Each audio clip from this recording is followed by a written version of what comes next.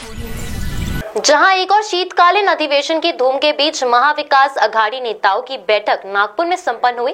विरोधी पक्ष नेता विजय वडेट्टीवार, अंबादास दानवे, पृथ्वीराज चव्हाण, जयंत पाटिल, अनिल देशमुख, अजय चौधरी आदि की उपस्थिति में चर्चा संपन्न हुई, जिसमें महाराष्ट्र में विपक्ष ने शीतकालीन अधिवेशन की पूर्व संध्या पर सरकार द्वारा दी जाने वाली चाय पार्टी की बहिष्कार का निर्णय लिया है। बुधवार को इस बात की जानकारी देते हुए महाराष्ट्र विधानसभा में विपक्ष के नेता विजय वडेट्टीवार ने कहा कि विपक्ष सरकार द्वारा दी जा रही परंपरागत चाय पार्टी का बहिष्कार करेगा। उन्होंने अतिवृष्टि से फसलों के नुकसान, आरक्षण को लेकर मराठा और ओबीसी समाज में उभरे मतभेदों को हवाला देते हुए एक आरोप लगाया कि सरकार इन मुद्दों को उलझा रही है, इसी वजह से ये निर्णय लिया गया है। वडेट्टीवार ने इस मौके पर कहा कि किसानों को जो नुकसान हुआ है उसकी भरपाई के लिए सरकार ज्यादा मात्रा में हर्जाना दे। बता दें कि विपक्ष ने फल उत्पादक किसानों के लिए 50,000 रुपए प्रति हेक्टेयर की मांग की है, जबकि कपास के लिए 35,000 रुपए हेक्टेयर और अनाज के लिए 25,000 रुपए प्रति हेक्टेयर की मांग रखी गई है। वहीं कांग्रेस के वरिष्ठ नेता और पूर्व मुख्यमंत्री पृथ्वीराज चव्हाण ने कहा कि सरकार की विफलताओं की वजह से विपक्ष ने सरकार की चाय का बहिष्कार किया है। म्हणजे त्यांना शेतकऱ्याची चिंता नाही, तर त्या ठिकाणी जो इव्हेंट केला गेला, जेवढे मोठ्या प्रमाणात बॅनर, होल्डिंग, फटाके, हार, तुरे लावले, थोडी लाज तरी किमान सरकारला या संदर्भात असायला हवी होती। पण दुर्दैवानं शेतकऱ्याप्रती या सरकारला कुठली कणव नाही, शेतकऱ्याप्रती जिव्हाळा नाही, हे आता या ठिकाणी दिसून आलेलं आहे। महाराष्ट्रावर आपल्याला सगळ्यांना सांगताना या राज्यामध्ये अनेक विषय मोठ्या प्रमाणात निर्माण झालेले आहेत आणि म्हणून आपल्याला या ठिकाणी सांगताना 2-3 गोष्टी अत्यंत महत्त्वाच्या आपण लक्षात आणल्या पाहिजेत, आपल्या लक्षात आणून देतोय। आणि एक तर हा कालावधी इतका कमी आहे अधिवेशनाचा, प्रश्न खूप मोठे आहेत, अनेक प्रश्न आहेत, आरोग्य यंत्रणा कोलमडते आहे, शेतकरी सरकारच्या मदतीसाठी नजरा लावून बसलेला आहे, या राज्यातील कायदा सुव्यवस्थेचे दिनवडे निघाले आहेत, भ्रष्टाचाराने या राज्यामध्ये कहर केलेला आहे, शासनाची तिजोरीची खुलेआम लूट केली जात आहे आणि अशा स्थितीमध्ये या प्रश्नावर चर्चाच होऊ नये म्हणून आमची आग्रही मागणी होती की हे अधिवेशन किमान 15 दिवस कामकाजाचे असावे, पण त्यातूनही या सरकारने पळ काढलं, त्यांना चर्चा करायची नाही असं आम्हाला त्या ठिकाणी एकूण कामकाजाच्या दिवसावरून दिसतंय। आम्ही मागणी सुद्धा त्या पद्धतीने केली होती। मी या सगळ्यामध्ये दुष्काळ आणि टंचाईची स्थिती, अवकाळीचं संकट आणि दुष्काळ जाहीर करण्यामध्ये झालेली दिरंगाई आणि तोंड पाहून मंत्र्यांचे आणि सत्ताधाऱ्यांच्या तालुक्यांना दुष्काळ घोषित करणं आणि इतरांच्या मतदारसंघाकडे टंचाई घोषित करताना दुर्लक्ष करणं हे शासनाचं अपयश आहे असं मी मानतो। 1000 पहिल्यांदा 40 तालुके दुष्काळग्रस्त घोषित केले, त्यानंतर त्यांना एसडीआरएफ एनडीआरएफ कडून मदत मिळेल, परंतु 1000 नंतरचे मंडळ जी घोषित केली त्यामध्ये सरकारने हात वर केलेले आहे। केवळ थातूर मातूर उपाययोजना आणि मदत त्या ठिकाणी जीआर करताना केले, त्यांना कुठली मदत मिळेल एसडीआरएफची एनडीआरएफची ते मिळू शकणारच नाही, कारण शासनाचा तसा अहवाल केंद्र सरकारकडे गेलेला नाही, उपसमितीची बैठक झालेली नाही।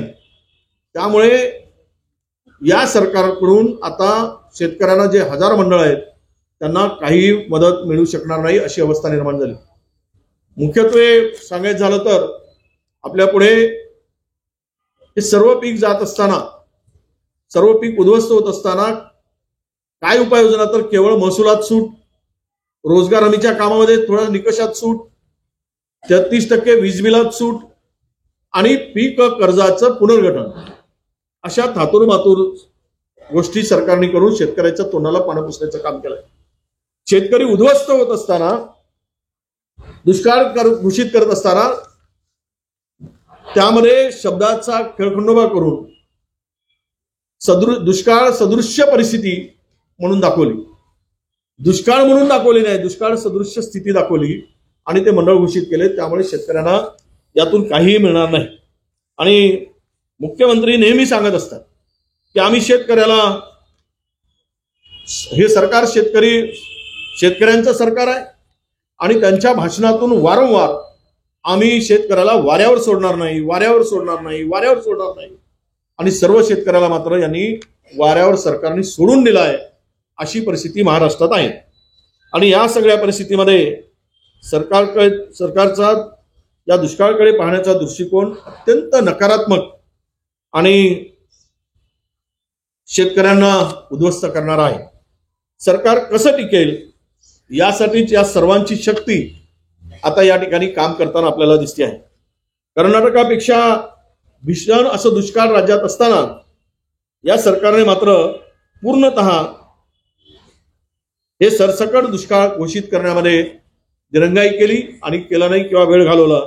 आणि हे सरकार मात्र यामध्ये घोळ घालत बसले. तुम्हाला सगळ्यांना सांगताना महाराष्ट्रातील जनतेला 16 जिल्ह्यातील जवळपास 91 तालुक्यातील 4 लाखपेक्षा अधिक जमीन आता या अवकाळीमुळे नुकसान झालेलं आहे. द्राक्षाचं पीक गेलं, तुरीचं पीक गेलं, कांद्याचं पीक गेलंय, संत्र्याचं गेलाय, धानाचं पीक नष्ट झालेलं आहे, कापूस नष्ट झालेला आहे. हे सगळ्या पिकांना फार मोठ्या प्रमाणात शेतकऱ्यांना या पिकामध्ये नुकसान झालेलं आहे. आणि अशी स्थिती असताना या सरकारने केवळ पंचनाम्याचे आदेश दिले असले तरी सरसकट पंचनामे व्हावेत असं सांगितलं नाही. आणि खालच्या यंत्रणेला त्यांनी मोजके पंचनामे करून सरसकट पंचनाम्यापासून थांबवला असा आमचा आरोप आहे. दुष्काळ जाहीर करण्यात दिरंगाईचा विषय आपल्यापुढे आणला. यामध्ये सरकारनं उभी केलेली संकटाची मालिका इतकी मोठी आहे की बोगस बियाणांचा काळा बाजार या राज्यात झालं.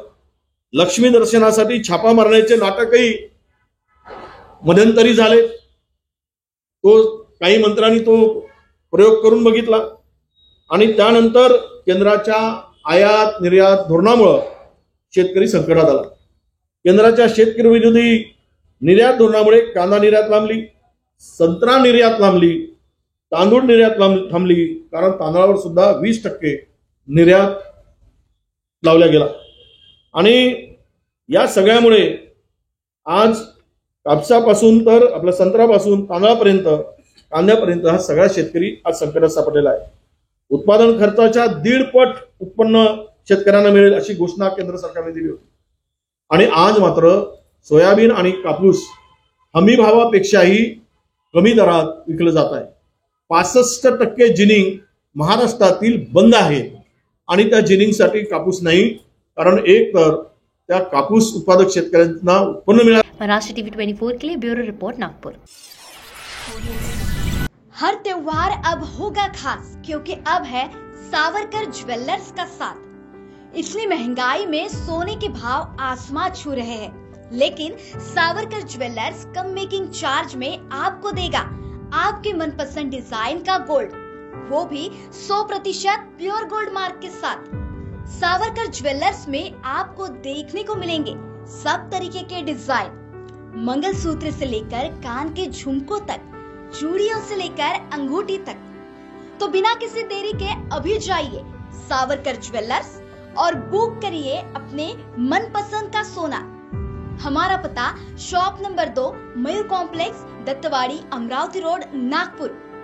हमारा कॉन्टैक्ट 9822691286 8888822313। श्री राम नगरी फरसान, नागपुर, स्वाद भरोसे के साथ, जहां आपको मिलेगा समोसा, मटर कचौरी, चावल ढोकला, खमन ढोकला, नमकीन के साथ साथ मिठाई, वो भी शुद्ध देशी घी की। इस दीपावली श्री राम नगरी फरसान में आपको मिलेगा दीपावली का फराळ, वो भी शुद्ध तेल और घी से निर्मित। श्री राम नगरी फरसान नाम ही काफी है, तो देर किस बात की। गरम नाश्ते का मजा लेना है तो आइए Mahatma Phule Nagar, Pandhra Bodi road, Ramnagar, Naresh book depot के बाजू, नागपुर। संपर्क करें 9370494240 पर।